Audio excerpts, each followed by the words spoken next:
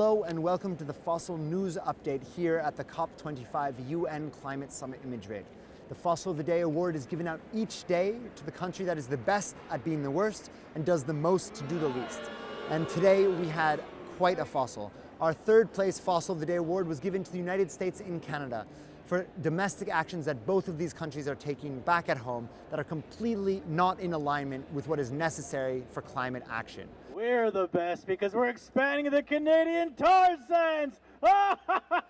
In Canada, the Teck Frontier mine is being proposed, which is the largest surface tar sands mine ever proposed, while in the United States, there are deep plans to frack the beep out of the Permian Basin in Texas.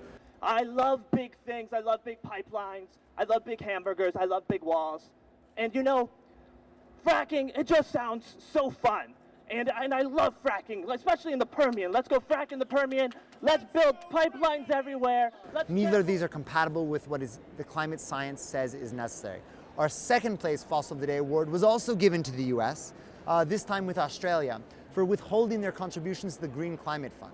Now, countries have already agreed, committed to give money to help the countries that are already suffering the impacts of climate change.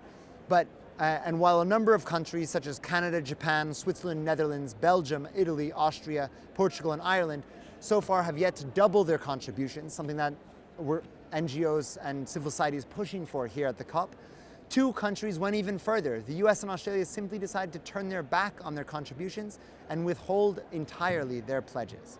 The Green Climate Fund is a very big scam. I should know, I'm a very stable genius at making scams. The Green Climate Fund, it just flushes money down the toilet.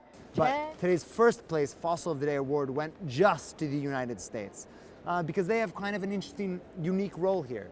The United States has already bragged about leaving the Paris Agreement, and yet they are staying in the game here simply to block progress. And they've gone ahead beyond just refusing to pay for loss and damage, refusing to pay any money to compensate the countries that will lose their cultures and habitats to climate crisis. The US is bullying other countries to let them stay on the board of the Loss and Damage Executive Committee. Trump is number one, baby. If there's a board, we need to be on it. I don't know what this is about, but it'd be pretty lost and damaged without us. So can't let these shithole countries run things. I think we're taking our rightful place across the top of the podium today.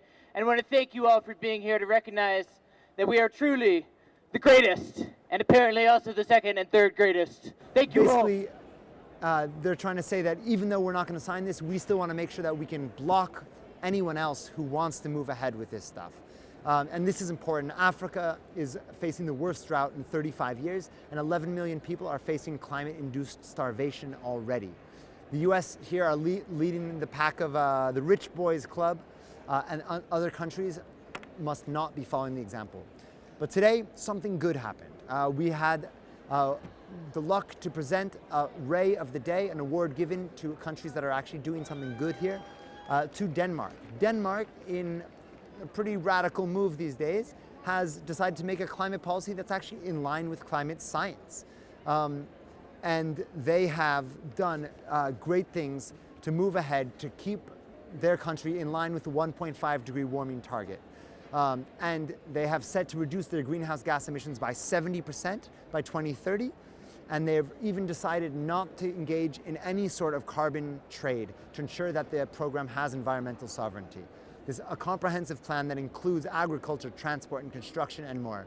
My name is Thomas Anker Christensen. I'm the Climate Ambassador of Denmark. I accept this prize on behalf of the Minister for Climate and Energy, Dan Jorgensen, who is airborne right now, will land in an hour or hour and a half. He's extremely proud to receive this prize and hopes that Denmark can set the ambition for the rest of the world. We really need it. We think we're doing what science tells us is necessary, and in that he has the support of the vast majority of the Danish Parliament, of course the government, and in fact the whole Danish population. Denmark, thank you for doing what every other country on this planet should be doing already. Thank you very much. This has been a Fossil News Update here at the COP25 UN Climate Summit in Madrid.